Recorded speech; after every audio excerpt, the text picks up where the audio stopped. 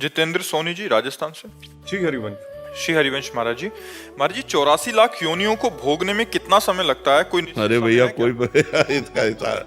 इसका हिसाब कोई ऐसी ऐसी योनियां 10-10 हजार वर्ष तक एक ही योनि में, और एक जैसे सर्प योनि है, अब उसके कितने हैं, दुमहा, कोबरा, कितने कितने, अब उसके तो ब्रह्मा जी से बात करनी पड़ेगी हमारे पास तो उसका लेखा जोखा है नहीं, ब्रह्मा जी से बात करनी पड़ेगी, वो बनाते हैं, उनको पता होगा, अपने को तो पता नहीं, अपने तो ब्रह्मा के बनाए हुए इसलिए तो अपने को कोई अनंत माया भगवान की है, अनंत योनि।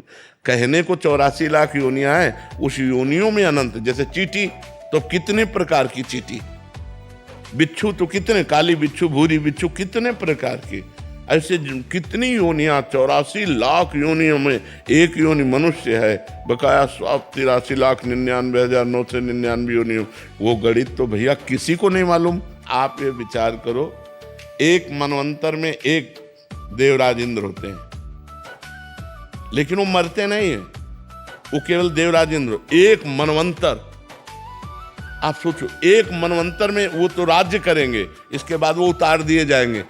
ऐसे कितने मनु, कितने इंद्र, कितनी बार बदलते हैं। तब ब्रह्मा जी का एक दिन होता है, ब्रह्मा जी का एक दिन, उनमें से प्रजापतियों की सब, ये सब योनियों में ही तो हैं, 84 लाख योनियों के अंतर्गत ही हैं। करोड़ करोड़ तो वहीं व्यतीत हो जाते हैं ना, गंधर्व हैं, अप्सराएं हैं, कितनी योनि। कोई मनुष्य पैदा होते ही मर जाता है, कोई जीव पैदा होते ही मर जाता है, कोई 1000 वर्ष जीता है, ऐसी योनियां हैं, कोई 500 वर्ष। आप कैसे गणित लगा सकते हो? ईश्वर की सृष्टि की गणित कैसे लगा सकते हो? या तो ईश्वर ही लगा सकता है, दूसरी किसी की सामर्थ्य नहीं। तभी हमने कहा ब्रह्मा जी ही जान सकते हैं, क्योंकि उन्होंने ही रचा, दूसरे की किसी की बात नहीं है। अनंत माया भगवान की, अनिर्वचनीय माया भगवान की है। इसीलिए आगे जाने की इच्छा है क्या? 84 लाख में जाने की इच्छा है क्या? तो बस इसको पूरा कर मनुष्य जन्म मिला है 84 लाख योनियों से मुक्त होने के लिए। तो यदि हम खूब नाम जप करें, धर्म पूर्वक आचरण करें, किसी को दुख न पहुंचाएं, परोपकार करें, तो इसी जन्म में हमारा काम बन जाएगा। आगे की हम चिंता क्यों करें? इसी जन्म में हम अपना काम बना लें। मनुष्य शरीर काम बनाने के लिए मिला है, और वो काम है भगवत प्राप्ति, वो है भगवान की प्राप्ति। जब तक भगवान की प्राप्ति नहीं होती, तब तक जीव को दुर्दशा भोगनी पड़ती, बड़ी विचित्र दुर्दशा, बड़ी विचित्र। अब कुत्ते का पैर फंस गया मोटरसाइकिल में, अब 10 जगह से टूट गया, अब वो मोटरसाइकिल तो गई, अब वो ना वो अस्पताल कोई ले जाएगा उसको, ना कोई टेबलेट लगेगा, ना कोई इंजेक्शन लगेगा, पीड़ा ही पीड़ा सहते सहते साल 6 महीने में वो कढ़िल कढ़िल कर चलने। क्या योनियों को कष्ट है। मर्जी, ये हमें समझ क्यों नहीं आता? हम देख रहे हैं दुख को, हम ये जान रहे हैं, गुरुजन कह रहे हैं कि मनुष्य जीवन इतना इतना कठिनता से मिलता है। 3 गुण जो माया के है ना, ये त्रिगुणात्मिका माया, सतोगुण, रजोगुण, तमोगुण, ये ऐसे प्रवाह हैं कि अभी आपको, जैसे हमारे सामने बैठे हो तो सतोगुण है, सात्विक वातावरण, तो आपको बात समझ में आ रही, यार जीवन का लक्ष्य भगवान की प्राप्ति हो। जहां बाहर हटे, रजोगुण तमोगुण का फोकस आया, तो स्त्री अच्छी लगेगी, धन अच्छा लगेगा, पुरुष अच्छा लगेगा, पद अच्छा लगेगा, ये सब अच्छा लगने लगेगा, और यही सत्य लगेगा संसार में। नहीं तो जैसे सोचो, मरोगे तो तुम्हारा शरीर छूटेगा, सब छूट जाएगा। क्या ये बात आप सब लोग नहीं जानते हो? सब लोग जानते हो। फिर पाप क्यों करते हो? फिर कामनाएं क्यों करते हो? फिर प्रपंच क्यों पाल रहे हो?